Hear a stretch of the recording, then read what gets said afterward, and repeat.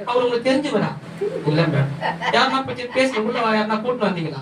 இல்ல மேடம். எதனா உள்ள கிட்ட யாரா சைட்ல குத்தியா? எதுவும் கொடுக்கல மேடம். வேற என்னதான் பண்ணிக்கோ? அவர் என்ன இப்படி திட்டி அனுப்பிச்சிருக்கிறாரு? காலையில இருந்து நீ உட்கார வச்சுக்கிற, எந்த ஆக்சிடென்ட் எடுக்காம இருக்கிற? அவர் எவ்வளவு காசை விட்டுருக்கிறாரோ கடகன்னு பேப்பர் எழுதிச்சு, கடகன்னு எழுதிச்சு, எல்லாத்தையும் எழுதி பின்னாடி எடுத்து குத்துது. எப்பா இந்தா நீ எங்க பேங்க், இந்த பேங்க் நீ நேரம் அங்க போ.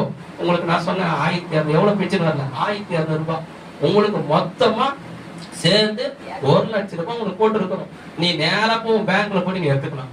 எங்க அம்மாக்கு தலை சுத்துது, எனக்கு தலை சுத்துது. நான் சொல்ல 20 வருஷத்துக்கு முன்னாடி என்ன மேடம் சொல்லுங்க. எப்பா இப்பதானப்பா சொன்னேன், அவர்கிட்ட போய் சொல்லி என்னதும் சொல்லி மூத்தி விட்டுக்கிறேன். அவர் என்ன எழுதி அனுப்பிச்சிருக்கிறாரு, அவர் ஒழுங்கா நீ போடு, இல்லன்னா உடனே நான் திட்டுவேன், உனக்கு உன் மேல உடனே ஆக்ஷன் எடுப்பேன் அப்படின்னு நிக்கிறாரு. நான் எதுவுமே சொன்ன மேடம்.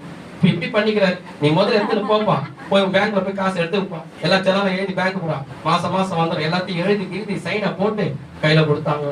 எங்க அம்மாக்கு கை கால் ஒதுத்து, தலை சுத்துது, எல்லாமே உக்காரமா, முதல்ல உக்காரமா, தண்ணி குடிமா, டீ குடிமா.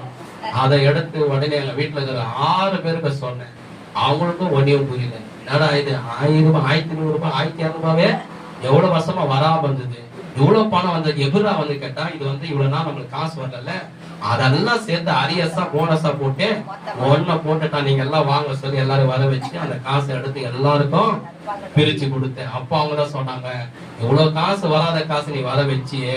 நான் சொன்னேன், நான் இல்ல, எனக்கு கர்த்தர் தான் எனக்கு உதவி செய்தாரு, அதிகாரி கண்களை தயவு எடுக்க செய்தாரு.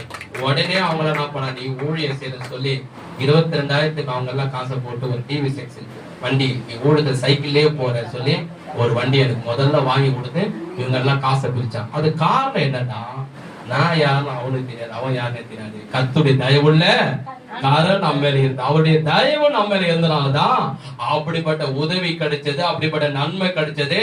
எப்படிப்பட்ட அதிகாரியுடைய கண்களை நமக்கு தயவு கிடைக்க எனக்கு மட்டும் இல்ல, உங்களுக்கு செய்யும்.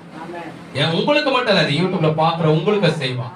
ஆனா நம்ம அதிகாரியை பார்க்கிறதுக்கு முன்பதாக, நம்ம தலைவனை பார்க்கிறதுக்கு முன்பதாக, அவர் யாரானா இருக்கலாம், முதல்ல கர்த்தரை நிப்பார், அவருக்கு முன்னாடி முழங்கால் படிடு, அவரை நோக்கி பார். வேதம் சொல்கிறது, எஸ்தருக்கு கர்த்தருடைய கண்களில் தயவு கிடைத்ததுனாலே அவ படத்தளபதிக்கு முன்னாடி நிற்கும் போது தயவு கிடைச்சது, மந்திரிக்கு முன்னாடி கிடைக்கும் போது தயவு கிடைச்சது, ராஜாவுக்கு முன்னாடி போக நிற்கும் போதும் தயவு கிடைச்சது. காரணம் என்ன, அவ பக்கத்துல வந்து அப்பா அம்மா இல்ல, கர்த்தர் தகப்பனாயிருந்தார், தாயாயிருந்தார். அல்லேலூயா.